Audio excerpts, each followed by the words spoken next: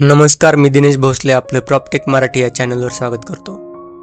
तुम्हाला जर e filing केसमध्ये रिस्पॉन्डंट किंवा डिफेंडंट तर्फे हजर राहायचे असेल तर सर्वात अगोदर ई फायलिंग लॉग इन करून ई फायलिंग सर्व्हिसेसमधील पोर्टफोलिओ सर्च केसेस यावर क्लिक करा.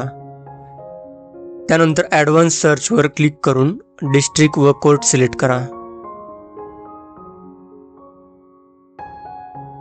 व तुम्हाला ज्या केसमध्ये हजर व्हायचे आहे ती केस नंबरने सर्च करून ॲड केस या ऑप्शनवर क्लिक करा. त्यानंतर माय क्लायंट्स या ऑप्शनवर क्लिक करून तुम्हाला ज्या रिस्पॉन्डंट्स तर्फे हजर राहायचे आहे ते रिस्पॉन्डंट किंवा डिफेंडंट सिलेक्ट करा. त्यांचा मोबाईल नंबर, ईमेल ID व ॲड्रेस टाकून सबमिट करा. त्यानंतर प्लीडिंग्समध्ये रिस्पॉन्डंट तर्फे चलन VP व इतर डॉक्युमेंट्स अपलोड करून सबमिट करा.